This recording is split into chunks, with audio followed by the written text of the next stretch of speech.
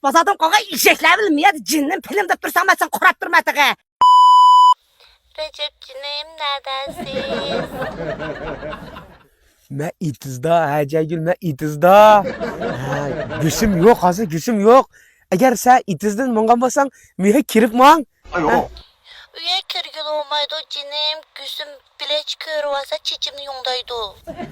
Vay kuya ulanı ula degen üç evlat bilekçe karabı güsümler çok.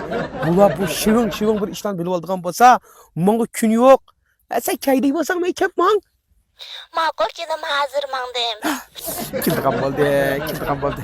Bir şey bir çayını basıp körüp aldığın boldum deme.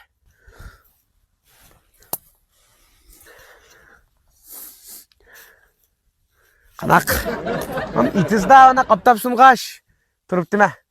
Öyden meye çıkmadım. Öy yamandım bir tadı. Öyün içi soğuk, öy kirip apta. Teşekkür çıkı. Ha. Şimdi bir şey de. Öyle otağınız gelmeden. Ana. Ona kıma. Kolumun uçlatmayayım ha.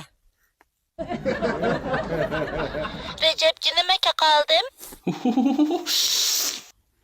Cinnim.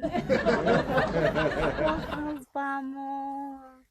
Ayağınız ne karan sizden başka hiç kandak erkeklemeydi. Kandak uçura kalgan siz. Tura. Cinnim. Tıl çişim taymuçu hay çişim taymuçu. Moynaklarına bırakmışsa.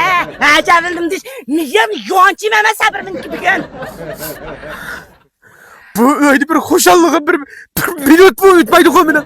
Kuşa sen ne diyor doğdun koşkan.